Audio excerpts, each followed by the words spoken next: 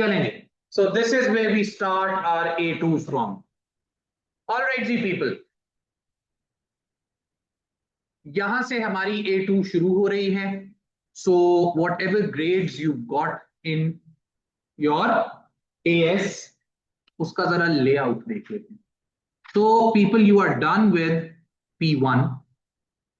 ठीक है. In AS, are we sharing the screen? Yes, we are. All right. So in AS, you are done with P1 and P2. जो अभी तक आपका grade आ चुका है, that is 33% of your grade was from paper 1, 67% of your grade was from P2. ठीक है. Then we have P3 and P4 in A2. A2 का जो फाइनल ग्रेड बनता है उसके अंदर P1 की वेटेज है 17%. 33% is the weightage of your A2. That means, what does that mean? That means 50% of your grade you're already done with. We get it? The rest of the 50%, P3 is 17% and P4 is 33%. That means 50% of your grade you're left with. Okay? Do we understand this? जो आपका एक Cambridge uses the word half credit या full credit, पहले तो वो use करते ही नहीं है. अगर जिस तरह कैम्ब्रिज जब इसको कहता था, वो ये था कि खुदा ना खास्ता आपका अगर ई आया है या ए आया है, that was a smaller alphabet. You get it? And when you give all the papers of A levels, you done with your A levels, तब जो आपका ग्रेड आएगा वो या कैपिटल बी होगा या कैपिटल ए होगा या गॉड फॉरबिड कैपिटल ई होगा. Do we understand this? तो ये एक मिथ है कि उर्दू हाफ क्रेडिट है और फर्दर मैथ्स डबल क्रेडिट है. उसकी वेटेज यूनिवर्सिटी एप्लीकेशंस में ज्यादा होती है, बट कैम्ब्रिज जिसको हाफ क्रेडिट फुल क्रेडिट कहता है, दैट इज दिस थिंग. ठीक है. वैसे कैम्ब्रिज की नजर में कोई half credit full credit subject नहीं है. Do we understand this? All right जी. So 17% of your grade is P3 and 33% of your grade is P2. So let's suppose you can do the math yourself. Let's suppose someone has an overall B, तो उसकी भी category है. Let's suppose that B is because of a B here and an A here. That means this is a very good B, relatively good B. Why? Because ज़्यादा weightage वाले में A है. If it's the other way around, then it is still a B, but a relatively weaker B. Because ज्यादा weightage वाले में आपके पास B grade है और कम वेटेज वाले में आपके पास A ग्रेड है. आई बात समझ में? Do we understand this? बाकी आप अगर इंशाल्लाह इसको अगर हम ये करने में कामयाब हो जाते हैं तो you can do the math के आगे क्या होगा. And it's never too late.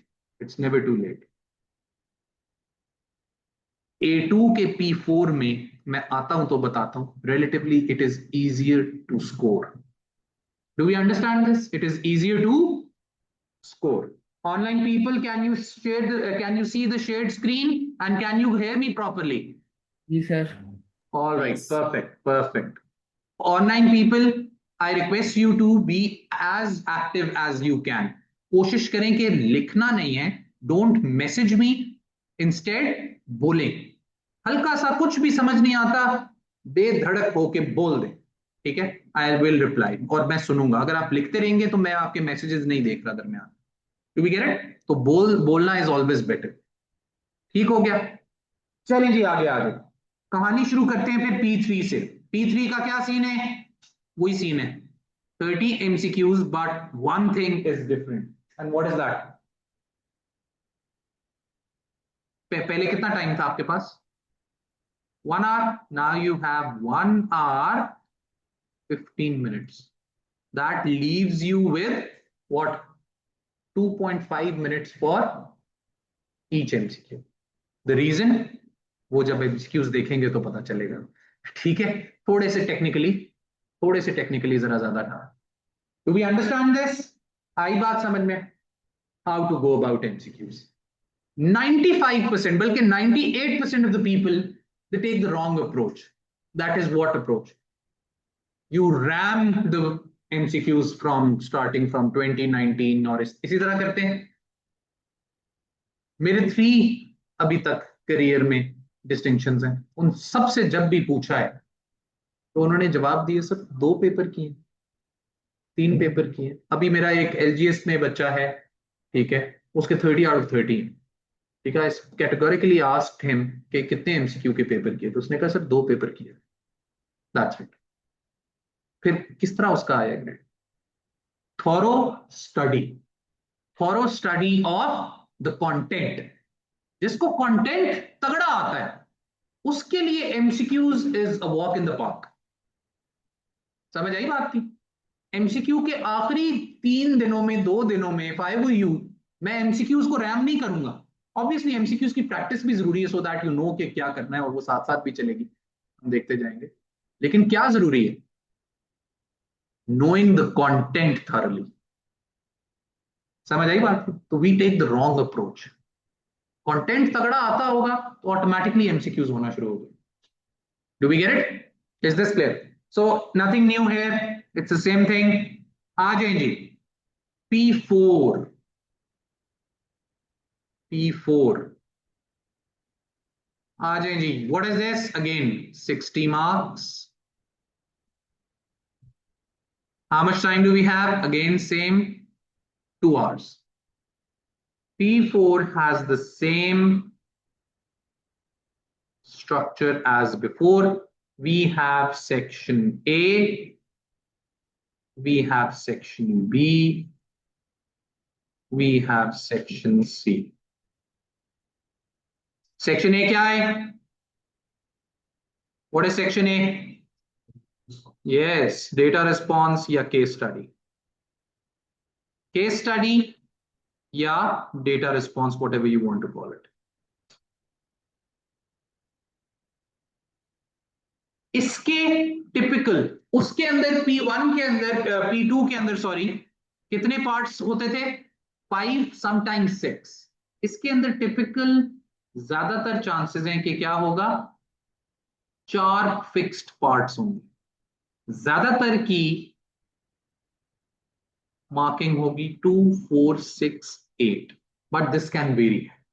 ठीक है, ये 5, 3, ठीक है, ये 10 भी हो सकता है, 9 भी हो सकता है. Do we get it? लेकिन ज्यादातर 2, 4, 6, 8 एग्जैक्टली द सेम साइज. उसी तरह कभी एक ग्राफ दे सकता है, टेबल दे सकता है, बिल्कुल P2 वाला सीन है. Do we understand this? Is this clear? आगे आ जाए.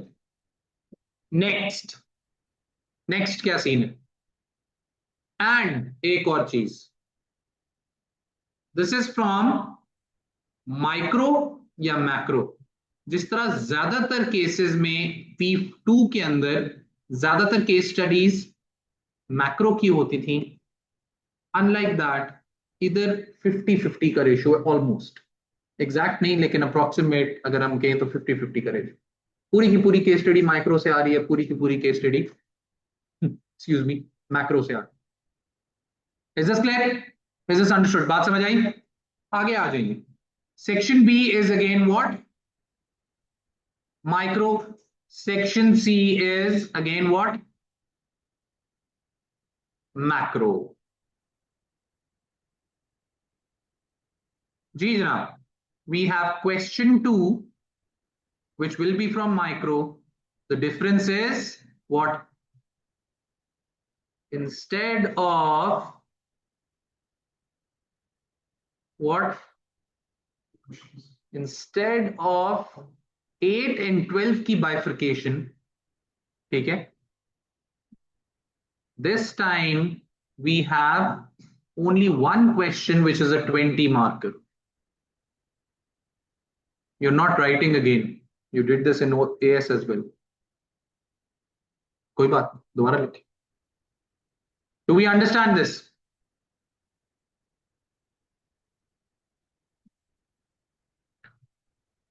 हाँ जी. Is this a good thing or a bad thing? This is a good thing. How do you know it's good? Yes. 20 marker is way more easier to attempt as compared to in P2, 8 and 12. Out of all these papers, P1 में कभी हुआ है time का मसला? कोई time का मसला नहीं. P3 MCQs A2 के कोई टाइम का मसला नहीं. P4 कोई टाइम का मसला नहीं है. The only problem where we have the issue of time is P2. Were you able to complete your P2s? हो गया था. चलेंगे. Do we get it? Time barred का सिर्फ इशू P2 में, बाकी और किसी में कोई इतना बड़ा मसला नहीं है. Do we understand this? चलेंगे. थ्रेशोल्ड्स क्या ख्याल है? कितना थ्रेशोल्ड है? कितना होगा? हाईएस्ट आई गेस 43 पे जा चुका है. लोएस्ट आई गेस 38 है शायद. Not sure. 36 भी शायद. 36 38 आई एम नॉट श्योर. आप बस रखें, बल्कि इसको भूल ही जाएं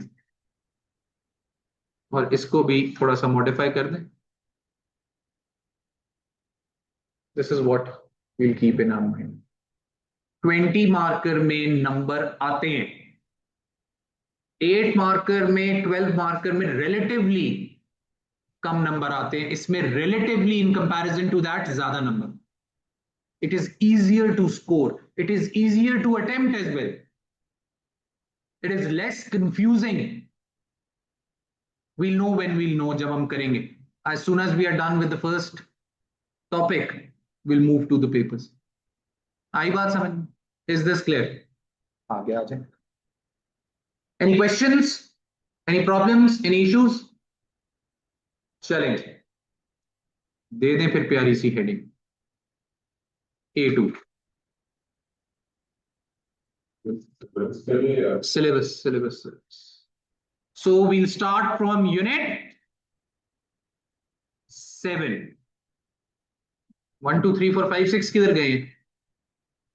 AS में कर चुके हैं आप. ठीक हो गया. यूनिट 7 जी जनाब. यूनिट 7 में we'll start from consumer behavior. ठीक है. बुक में आपकी या आपके सिलेबस में इसके 2 चैप्टर्स हैं. ठीक है. मैं उस बुक का फॉलो नहीं कर रहे हम लोग. मतलब पैटर्न हम वही फॉलो करेंगे, लेकिन नाम हम उस तरह नहीं. तो इसके अंदर 2 चैप्टर्स आपके बुक के आते हैं. देन वी हैव एफिशिएंसी,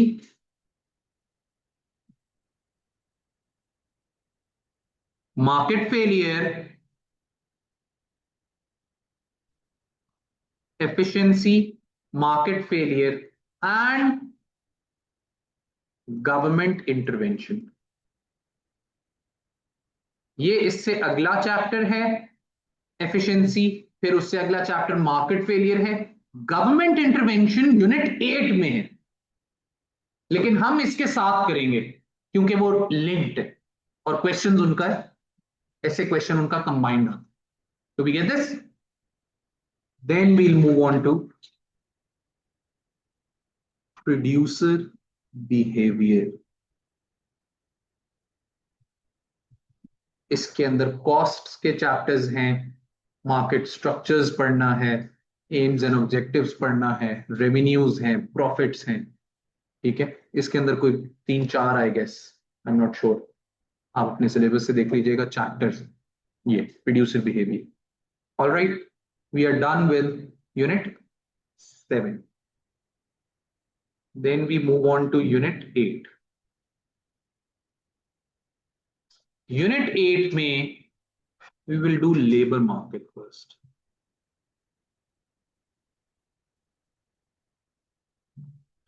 फिर आता है गवर्नमेंट इंटरवेंशन. जो ऊपर नहीं लिखा गवर्नमेंट इंटरवेंशन, फिर वो आता है. दोबारा लिखें बेशक, लेकिन ये हम यूनिट 7 के साथ करेंगे. अंदर माइक्रो इकोनॉमिक इंटरवेंशन. ठीक है. एंड देन एक छोटा सा चैप्टर है इक्विटी का. लें जनाब, only 2 units for micro. Micro के 2 यूनिट्स हैं. एएस में 3 थे, A2 में माइक्रो के सिर्फ 2 यूनिट्स हैं, but combined this is 50% of the your syllabus. अभी मैं और डिटेल में बताता हूं, एक दफा मैं पूरा लिखवा दूंगा। देन वी हैव यूनिट 9, ये मैक्रो शुरू हो रहा है, ठीक है। This is macro. I hope everyone is writing, noting this down. चलें जी, मैक्रो में सबसे पहली चीज circular flow of income. Remember circular flow of income from S, पता चलेगा अभी। And national income determination. Circular flow of income and national income determination.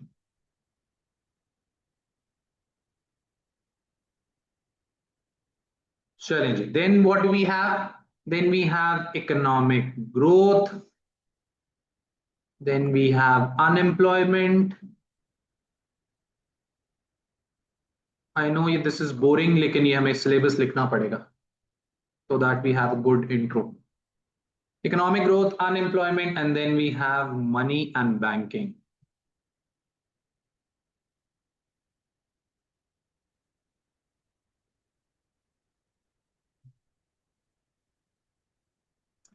फिर उसके बाद आ जाता है यूनिट 10। Unit 10 is government. इसके भी 3 चैप्टर्स हैं, लेकिन government macro economic policies,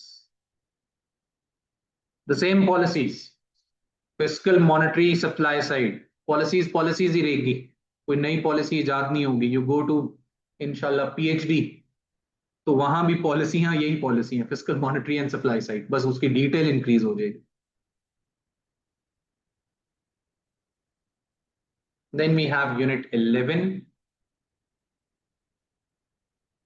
We have balance of payments. We have exchange rate.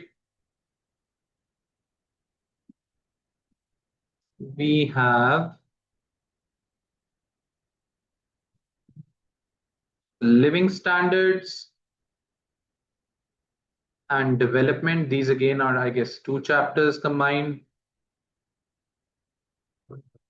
वो अब आएंगे, करंट की भी होगी, कंबाइंड सबकी ओवरऑल। एंड देन ग्लोबलाइजेशन का आई गेस 1 चैप्टर है या 2 चैप्टर।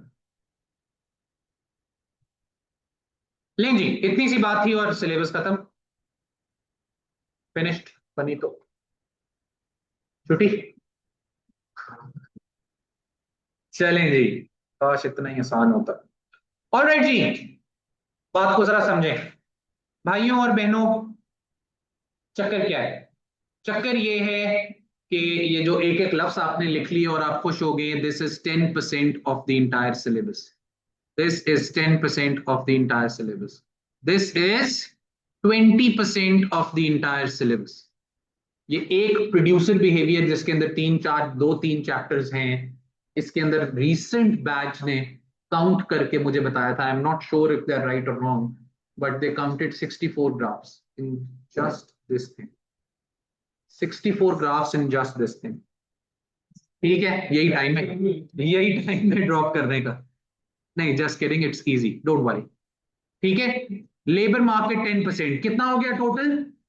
50%। ये हम इसके साथ इधर कर रहे हैं, ठीक है, वो कंबाइंड 10% है, ये कुछ भी नहीं। ठीक है, ये 10 मिनट लगेंगे, लेकिन इग्नोर नहीं करना इसको, बहुत छोटी सी चीज है। Do we understand this? The main problem, not really problem, but the thing is micro totally different है। एक लफ्ज भी एएस का, ओ लेवल्स का रिपीट नहीं होगा। इट इज एब्सोल्युटली डिफरेंट, एक चीज भी रिपीट नहीं हो रही। बात समझ आई है? ठीक है, सब कुछ नया है, सब कुछ बड़ा इंटरेस्टिंग है, सब कुछ बड़ा चैलेंजिंग है, हाईली कॉन्सेप्चुअल, अलॉन्ग विद याद करने वाली चीजें। रट्टा भी चल जाता है, ऑब्वियसली याद करना पड़ेगा। ठीक है, we'll know when we'll do it। ठीक है, तो पता चलेगा। आ जाए जी मैक्रो पे, ये काम आसान है। This is again a little technical, interesting but a little technical. ठीक है, this is technical, you have not studied it before, लेकिन it's very short, it's very precise, concise है, बहुत बड़ा चैप्टर नहीं, कुछ भी नहीं, सिर्फ बातें। थोड़ा सा है इसमें कॉम्प्लिकेटेड, अनएम्प्लॉयमेंट का, नेचुरल रेट ऑफ अनएम्प्लॉयमेंट वगैरह, लेकिन हो जाएगा, nothing you can not handle. ये मैं ना भी पढ़ाऊं तो कोई मसला नहीं। एएस में हमने इतनी डिटेल में इसको पढ़ा था कि हम अभी भी इसको कर सकते हैं, सिर्फ बातें, सिर्फ बातें, लिटिल टेक्निकल, ये सिर्फ बातें हैं, अगेन कुछ भी नहीं है, बैलेंस ऑफ पेमेंट भी, एक्सचेंज रेट बस एक आधी चीज और ऐड हुई है, मार्शल एनर कंडीशन याद है, इनकम इलास्टिसिटीज एक्सपोर्ट इंपोर्ट की, वो technically you were not suppose to know in AS, do you remember that, हल्का सा लेकिन मैंने टच करवा दिया था। ठीक है, यस, वो इवैल्यूएशन में लिखते थे, that is very good. Exchange rate के अंदर बस एक वो चीज ऐड ऑन होनी है, और exchange rate systems fixed, free floating, free floating हम पढ़ चुके हैं, फिक्स्ड और मैनेज्ड है जी, आ जाइए। Then we have, this is the biggest chapter. Thank you. अब एक और काम करें, पानी भी ला दें मुझे, लेकिन ज्यादा ठंडा ना हो, एक बोतल पानी की नीचे से। ठीक है, थैंक यू सो मच जी। Is this clear? इसके बाद इसको निकाल के मैक्रो में देख लें, इसके और इसके अलावा। ठीक है, और पूरा माइक्रो, माइक्रो खुद से नहीं हो पाएगा। ठीक है, माइक्रो खुद से आप नहीं कर सकते, highly technical, my notes, as far as I believe, no claims, but क्या चक्कर है, micro, my notes will supersede the book. ठीक है, ठीक है, यूनिट 7 एंड यूनिट 8, इन दो को छोड़ के ये और ये, there is no shame in that, the book, इसको भी छोड़ के the book will supersede my notes. ये सिर्फ बातें, I will give you content as well, लेकिन पढ़ाऊंगा मैं पूरा डिटेल में, लेकिन ये सिर्फ बातें, समझ रहे? क्वेश्चन अभी दिखा देता हूं, आप कहेंगे तो मैं अभी अटेम्प्ट करके आपको दे देता हूं। The effect of multinationals on low income country, 20 नंबर। The effect of international aid on a low income country, difference between developed and developing country, क्या फर्क है? जीडीपी ज्यादा है उधर जीडीपी कम है, लिविंग स्टैंडर्ड ज्यादा है इधर लिविंग स्टैंडर्ड कम है। ठीक है, सड़कें वहां ठीक है, यहाँ खराब है। Do we get it? खैर इतना भी इजी नहीं है, लेकिन डू वी गेट दिस? ये बहुत आसान है, ये बहुत आसान है, ये हो जाएगा बहुत आसान, ये पूरा बहुत आसान है, सिर्फ बातें, पॉलिसीज की भी सिर्फ बातें, इकोनॉमिक ग्रोथ सिर्फ बातें, macro is relatively subjective, micro is highly technical. Do we understand this? Is this clear? इतनी सी बात थी और आप टेंशन ले रहे थे, इतनी सी बात थी। चलें जी, क्योंकि आज आपका पहला दिन है सबका, ठीक है, एंड यू नो मी, ठीक है, तो हम आज से पढ़े।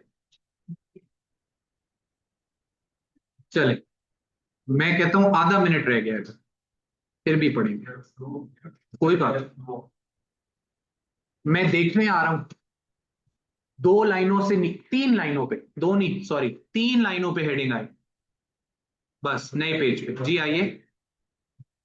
Consumer behaviour, thank you so much, thank you.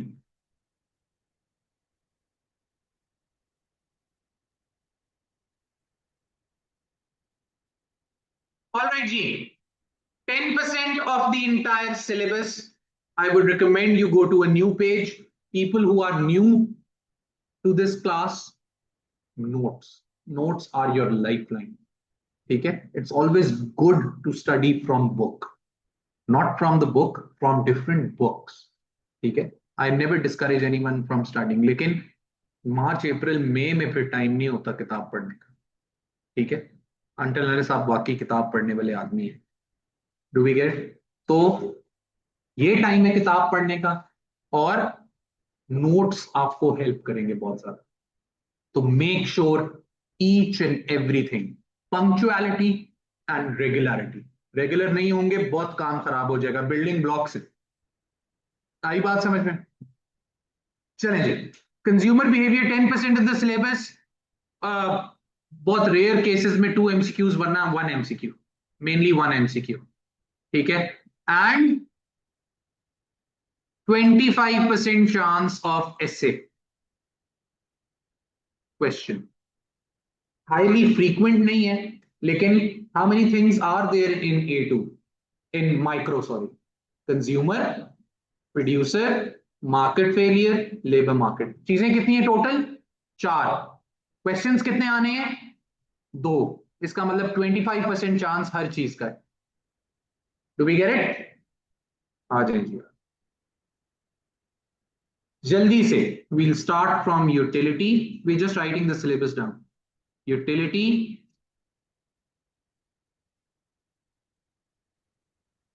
Total utility, marginal utility. Don't worry, अभी इसी तरह लिख लें, पता चल जाएगा। Law of diminishing returns is something else, that is producer behavior. Law of diminishing marginal utility, वो जो diminishing returns है ना, वो producer behavior। then we have law of diminishing marginal utility के बाद consumer equilibrium। consumer equilibrium में है we have one good model,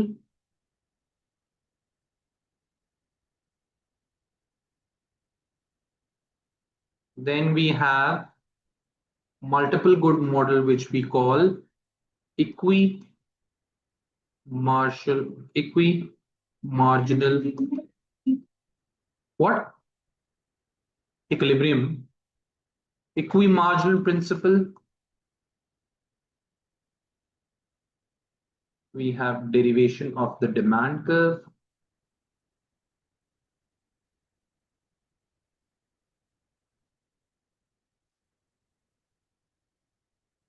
and then we have limitations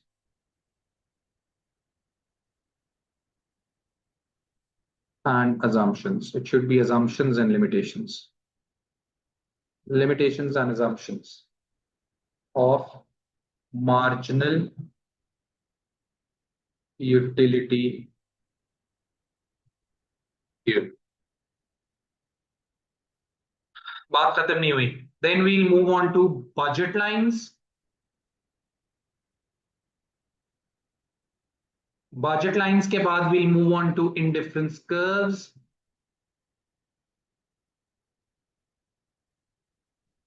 indifference curves के अंदर ही हमने MRS पढ़ना है, क्या होता है बाद में देखेंगे, फिलहाल आप लिख लें। Then again we have consumer equilibrium. Then we have derivation of demand curve once again. Derivation. What? MRS, marginal rate of substitution. Just write MRS. Derivation of demand curve. Once again. Then we have price effect, income effect, substitution effect, and substitution effect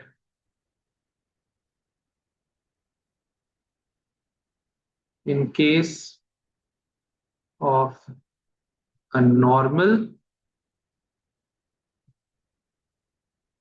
inferior,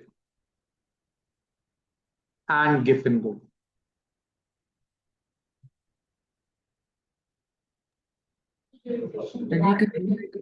derivation of demand curve. जी क्या कह रहे हैं? Consumer equilibrium दोबारा क्यों लिखा? बस अभी बताता हूँ, आप लिखेंगे दोबारा। जी जी, कंज्यूमर इक्विलिब्रियम दोबारा लिखा है, जहां पे वहां लिखो।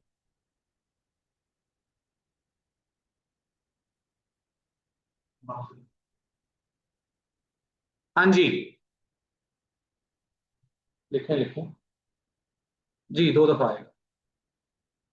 यस, ऑल राइट जी people, what are we trying to do here is what we are trying to do here is we are trying to understand how consumers behave in the way that they do. Demand पड़ा था, ठीक है, याद है demand shifts आ रहे थे, income change हो रही थी, बढ़ रही थी, गिर रही थी, prices of substitutes, complements, preferences change हो रही थी, फैशन टेस्ट ट्रेंड्स, उसके बैकड्रॉप में क्या चल रहा है, what was going behind the curtain at that time. Consumer behaviour को दो थ्योरीज समझाती हैं। One of the theory is, the older one is marginal utility theory. This is the marginal utility theory, Alfred Marshall ने ये बनाई, ठीक है। And then the other one is indifference analysis.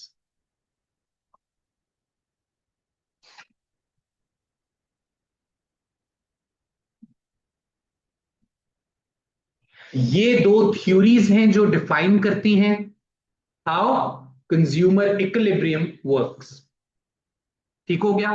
Marginal utility theory explains it through identities, equations, ठीक है। Indifference analysis is all graphical analysis, it explains it through graphs. majority consumer behavior indifference analysis है, a smaller part of it is marginal utility theory. Both are equally important. Do we understand this? Consumer behave किस तरह करता है, जो भी आपने पढ़ा है, downward demand curve downward sloping क्यों था, अपवर्ड स्लोपिंग क्यों नहीं था, उसके पीछे लॉजिक क्या थी, थ्योरीज क्या थी, तो दो थ्योरीज थी। आई बात समझ में? इसको हमें डिटेल में देखना पड़ेगा, जो कि होगा अगले एपिसोड में, सेम टाइम सेम प्लेस। जी मैं कर, ठीक है, इज दिस क्लियर? चलो।